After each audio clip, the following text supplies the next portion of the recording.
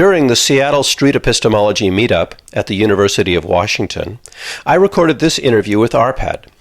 Arpad's claim was non-controversial, but he used it to explore the concept of street epistemology and see what it could do. Afterwards, he hung out and seemed interested in learning street epistemology for himself. SE is a great set of techniques for having deep conversations about beliefs, and it's something most people can learn, so we encouraged Arpad to explore streetepistemology.com and the Navigating Beliefs course at navigatingbeliefs.com. My name is Nick, and this is Conversations on the Coast. Great. So we're rolling. So what's your name? My name is Arpad. Arpad? Yes. With a T? With a D. A-R-P-A-D? Arpad, yes. Okay, fantastic. My name is Nick. Nick. It's a pleasure to meet you. Nice to meet you too. Yeah. What brings you to the U today? I was just visiting friends in the area, and my bus just happened to stop by here. I was like, okay, I might as well check out the quad, look around nice. a bit. Yeah, so why not? And then I saw you guys recording here. I'm like, oh, what are you guys doing? Yeah, and here we rope you into an interview. So exactly. That was fortuitous today. Yeah, cool. Serendipity. Yeah. Yeah, definitely. Excellent. So David explained a little about what we're doing. What we're doing is having conversations about epistemology, and epistemology is the study of knowledge. Yes. And it's how you know what you know and how you support your beliefs with evidence, or how you figure out what's true. Yes. And so what we want to do is start with something that you believe, and sometimes it's more meaningful if it's something that is very meaningful to you. Maybe it informs how you act, how you treat people, how you vote. And so, we can start wherever you want. And then what I'm going to do is probably not talk a lot about the actual belief. Yes. Just talk about the reasons for your belief, and then the epistemology that leads to those reasons. Yes. So, okay. So what makes sense to you to talk about? I'll start with something very foundational. So Okay. I believe the world, the Earth, is round. Okay. Or at least you can circuit it, so go Yeah. around it. And then the reasons for that belief. So there are reports that people have flown around the world. Okay. So they head off in one direction, they come back from the other direction. Yeah. And unless there's teleportation, this seems like it would explain that. It would mean that the world is some kind of a circuit, so you can Right. orbit it. There are time zones, right? So I can go from, say, the West Coast and then go to the East Coast, and Right. then go from Pacific time to Eastern time. And then noon is at the same time of the day by the clock, but the clock is plus 3 hours from East Coast to West Coast. So this means that there is some kind of a reference, like the sun, right, is in a different position during the day. So that would explain that the Earth is somewhat round, because the sun, when it shines down at noon, it does a vertical beam, right? So you can look into a well, look at the bottom of the well. Yeah. And if that point in time is 3 hours away, that would mean that there's an arc, right, between those 2 points on the curvature of the Earth. Yeah. So let's define terms a little bit. Yes. So, what is a time zone? Let's get into that. Let's unpack that last one a little bit and just talk about the time zone example. Yes. So time zone, I'm not an expert on this, but my understanding is that it's defined by the British by subdividing the Earth into maybe, I think, 24 or so different regions. And these are just arbitrary lines, essentially, on the curvature of the Earth. Yeah. And that's basically a reference point for how you synchronize clocks within that region. Okay, cool. So, so you talked a little bit about the reasons that you believe that the time zones prove that the Earth is. You said a circle. Yes. Do you? I don't want to put words in your mouth. Do you mean a sphere, or do you mean that you're not claiming that the Earth is a sphere? You're just saying that it's somehow circular. It's round in shape, not an exact sphere. We don't know. Sure. It's hard to tell. Okay. But it has some element of a circularness. Cool. Yes. It could be some kind of oval. It could be a deformed oval. We don't know for sure. But it's some kind of circuit. Okay. And using time zones as the evidence, how does a time zone or the existence of time zones support that belief? Why are the existence of time zones a good reason to believe that the Earth is round? Okay, so we have a point in space, the sun. I'm assuming that we all see the same sun, right? The sun draws rays of light from the sun towards the surface of the Earth, right? And those at noon, that ray falls vertically, like perpendicular to the surface of the Earth, right? Okay. And so if this is some kind of ancient argument, but if you have a well, for example, and that's perpendicular, like vertically drilled into the Earth, then if you have a separation between two wells, right? Then if the sun at noon strikes one well here and it strikes at an angle at the other well, right? Okay. The sun is at a particular point in space, and there's like a kind of a angle between the two, right? So that means that there's and then if you wait for a few minutes and then it goes to the other well, that means the sun or the Earth moved, right? And now the vertical beam is striking the other point in time, right? Okay. But if the Earth was a flat plane, then both wells would have the sun shining towards the bottom of the well at the same time, right? But since there's an angle between them, right? So one of them is at noon it's striking the bottom of the well, the other one it's not striking the bottom of the well. That explains that the Earth is some kind of a curve, possibly. Or it's convex or concave. Could there be reasons why the sun could shine at a different angle in two different wells in two different locations other than a spherical Earth?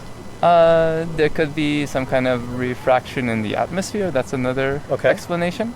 I assume the atmosphere is uniform, but we don't know that. I guess you could measure it in theory. That's an interesting thing to think about. Light could be non-linear in nature, so or like the waves do not travel straight, but that's unlikely. I like the creativity. That's good. So you can think of something. Yeah. So if you look at these different possibilities, right? How could we explore to find out which of those hypotheses for why you have the light at an angle in one well and straight in another well? How could we explore? How could we test to make sure that that perceived angle supports our hypothesis that the world is round? You can triangulate, right? So you have three different wells, maybe at an equilateral triangle. Okay. And you observe, as the time goes, right, how does the sun shine, right? So you could just draw some kind of different type of polygons and see at what point in time and at what angle the rays of light enter the well. Okay. And from that, you can kind of centralize where the sun is located at that point in time. And then you can calculate the offset between these locations, right? The distance between them and then the time it takes to transit. And then you can compute essentially how fast the sun is moving or how fast the Earth is turning. Okay. In theory. I don't know. I haven't done the math. Cool. Why is math a good reason to believe something is true? Math is a priori, right? So it's built from first principles. You start with some tautology, right? You define like a number system or something. Then you start proving incrementally additional facts based on this number system or this set of axioms. And assuming your proofs are correct, right, it builds constructively, right? So and we assume we assume if the proof is correct, right, and then the derivations are correct, so we can just build up a foundation from this. So if it's proven once, and we assume that mathematics does not change, the nature of the Earth does not change over time, hopefully, then what you proved in the past should be true in the future too. Okay. So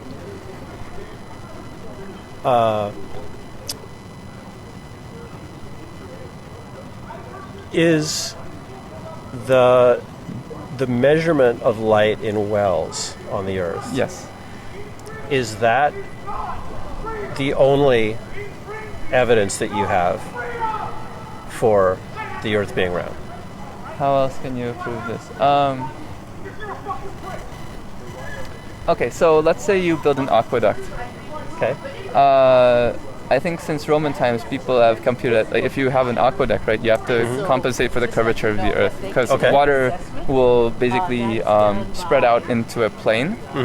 But if you build just a flat bridge or something, if you make the bridge too long, water pools in the middle. Okay. Or something like that. I think that's my understanding. So you're like, yeah, in theory. I don't know. This is theoretical. I haven't actually tried this stuff. But I've heard that when you build a big bridge, right, a really long bridge, you have to compensate for the curvature of the earth. Okay. So that's something that engineers take into consideration. And like, I guess there's enough engineers that do this that they're probably not bullshitting. One would hope, right? One would hope. Yeah. Cool. I mean, it could be a massive conspiracy theory, but that's very unlikely. So how would you find out if that was true? So you say you've heard something. Yes. Right? How would you shore that up? How would you, like, why is hearing something about what engineers may or may not do, why is that a good reason to believe that it's true? How would you shore this up? So you could test it empirically, right? Like I could just grab a ginormous channel or a pipe, right? Build like a 1 kilometer long pipe. Align it with like a straight edge or some kind of like a laser sight, right? Make sure it's completely straight, and then pour water in it, and like, water pools in the middle. Okay, the engineers might know something after all.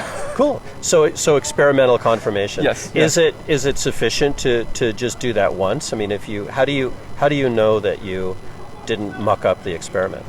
You should repeat the experiment in multiple times using multiple different locations, multiple tools, right? Okay. So maybe gravity is inconsistent, and in some locations there's stronger gravity than others. That could also cause the water to pool up, right? Okay. What if somebody else tries that experiment and gets a different result? How can I, as an independent observer, tell which of you is correct? Or is it possible that both of you are wrong? We could repeat the experiment, right? But if you repeat the experiment and you get the same result, and somebody else repeats the experiment and they get the result, how do I tell which of you is possibly correct? If we all get the same result, then we're likely to all be correct, right? If we get different results, we look at methodology, right? Like explain how you did it, what materials you used, where you did it, right? So someone else can repeat the experiment. So you need some kind of form of auditability, right? Some way of repeating it, and then also making sure that they didn't cheat, right? That the methodology was sound, that they didn't manipulate the results. So, and then you need the raw data as well. Okay. So if you get a result, and somebody else gets the same result, why are two people getting the same result a good reason to believe that the result is significant? That just shows that you have two instances where the result held. We assume the Earth is fairly consistent, so if enough people can repeat it, then it's likely to hold true. How many people is enough? Depends on what level of confidence you want. You've reminded me that I usually start by asking people what their confidence is. Yes. So what would your confidence be on a scale of 0 to 100 that the Earth is round? Maybe like 95. Okay. So if just you and one other person get this result from testing, why is that a good enough reason for you to be at 95% confidence? Then 95 was from all the aggregate knowledge I've seen, and engineering as a profession. You've mentioned two things, right? Yes. One is the engineers. Yes. Right, and then the other is the well and the sun. I don't know why I can't think of what his name was who did the experiment. Yes, the well in Syene and Alexandria.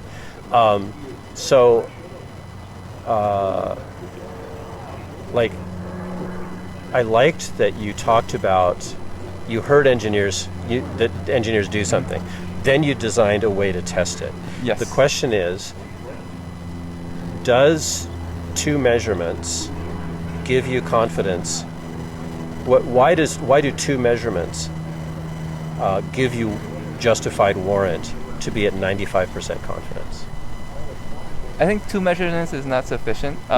So 95 is aggregate confidence. If I had just 2 measurements without the pre-existing knowledge, right, then I would be lower confidence, then I'd be at like 50% confidence. Okay. If I had like 100 people repeat this experiment, then I'd be at like 95. Okay. Yeah.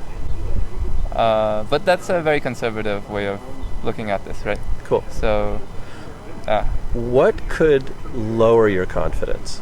What would lower your confidence below 95% that the Earth is round?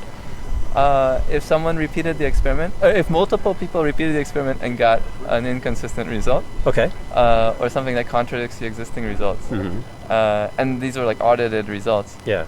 then I'd be like really surprised, and I'd be like, okay, well, so there's something else. There's a confounding factor here, right? There's something else that might cause us to have an incorrect model of the Earth. Okay. Let's see. If I found evidence to contrary, if I found like, there's an earthquake, right, or something happened, and then suddenly, bridges like are, how should I say it? Like, bridges are aligned differently, right? Okay. So like the towers are fold together, and then the bridge starts to sag. It'll be like, okay, maybe the Earth is no longer round. Okay. So maybe there would be a change. Yes. So how could you test to see whether that was true?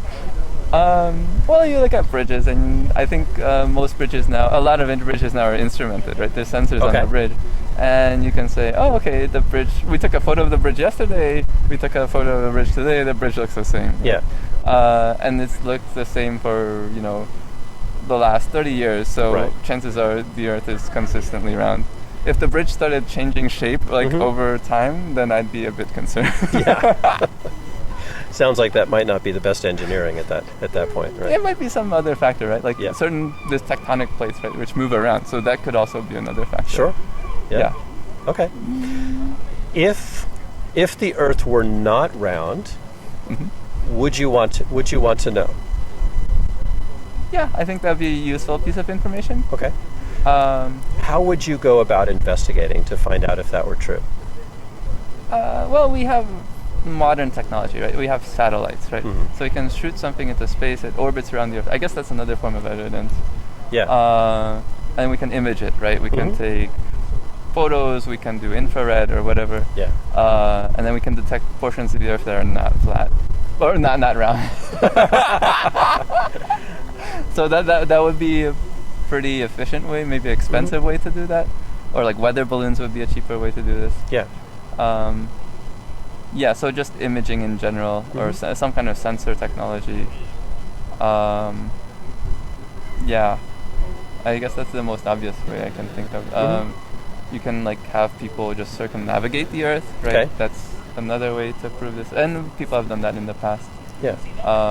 Supposedly based on historical reports. Sure. Yeah. Yeah. How well does it support your 95% confidence if you rely on historical accounts? Yeah, I think everything so far I've heard is consistent with the hypothesis that the Earth is round. I haven't heard there's flat earther people, but they don't have a very convincing story, at least from what I've heard so far, but I haven't looked into it. Maybe they have, extraordinary evidence that is might make me reconsider. So that's the 5%. Yeah. That's good. Yeah. That's good. Remaining open, I think, is a good sign that you're using reasoning skills. Yes. And being willing to examine your belief and being willing to be convinced, right? If evidence comes to the contrary, right? I think is a good way to show that you're following the evidence. Yeah. Yes. Cool. All right. Anything else more you want to say on the topic? How confident are you that the Earth is round? Or if you believe the Earth is round? I do believe that the Earth is an oblate spheroid. I would probably say 95 or 99% confidence. I believe there's a wealth of evidence that supports that.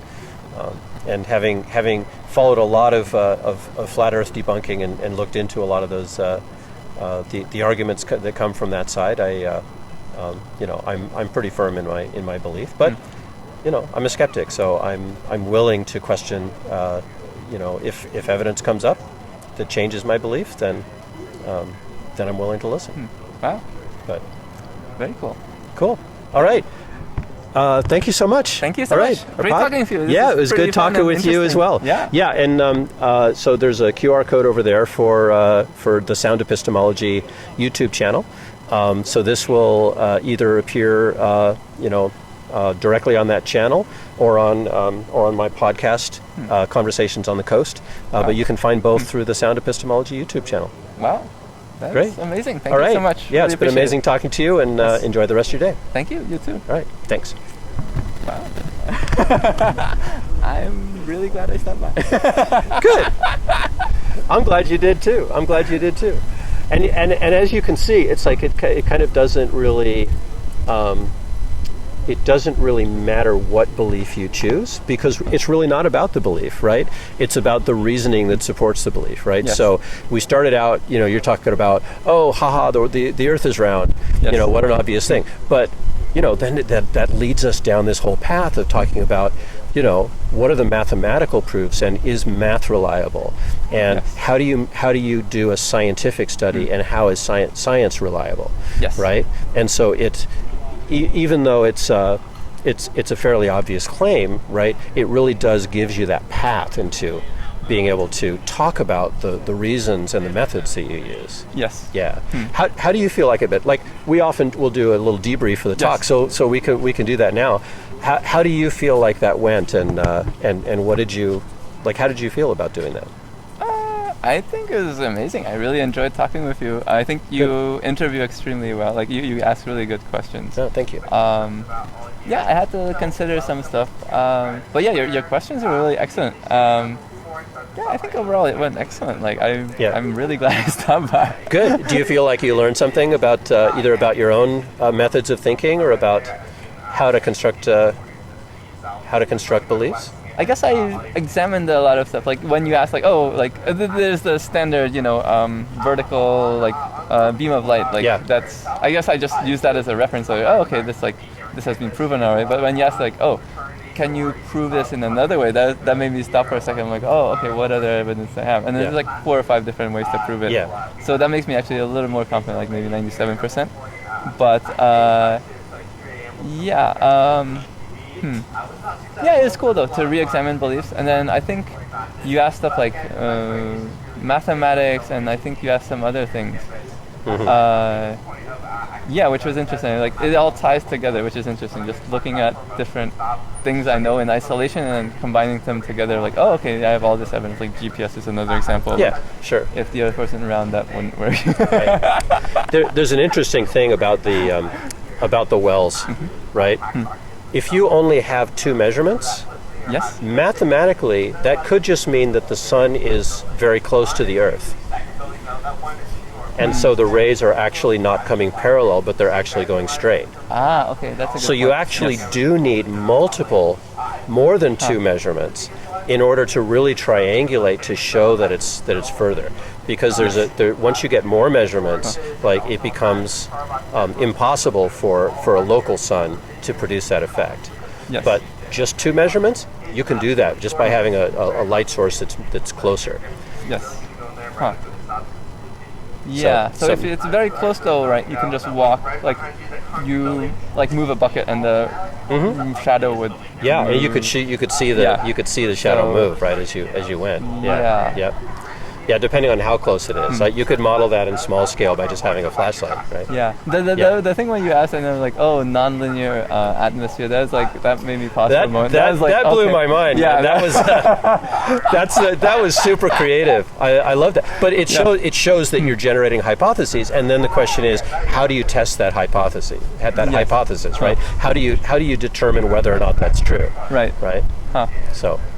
Yeah, that's interesting. It makes me. I think there's a mathematics thing where you see a cow in the field, and then you see cows in the field, and they're all cows are brown with or white and black, right? And then it's no. You see, I think what was the? I forgot the exact name, but the punchline is like, you know that one side of the cow is like when in black. You don't know what the other side of it is. Yeah, that's right. That's right. Thing, yeah. So it's interesting just thinking about how observable the world is and how much you assume.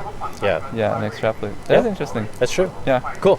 Are you doing this all afternoon or Thank how you. long? We're probably going to wrap it up pretty soon, but yeah, we've been here for a while. This was super interesting, though. I think. Do you have like other conversations like this? This is really interesting. Yeah, we do this. We do this all the time. I commute from South Seattle to basically to Westlake to go to work every day. Oh, okay. And so I'll try to get a couple of chats on the way to work and a couple of chats on the way back on the train. Wow. So this was a crazy idea. I had to do this on the train, and it's proved to be very successful. So people who are riding the train, they're just sitting there. They got nothing else to do. Might as well talk to some crazy guy in a green shirt with a field recorder. So, yeah. I see. Is it okay if I take a picture just for... No, please do. And as a matter of fact, there's a QR code there for the Sound Epistemology YouTube channel. This conversation will eventually show up there, and there's lots of other fascinating conversations. Can I take a picture of just the two of us? Yeah, please. I won't post this online. I'll just for my own record. Let me see. My phone. You've been listening to Conversations on the Coast, a series from Washington State featuring civil conversations using street epistemology to explore what people believe and why. Find out more at streetepistemology.com.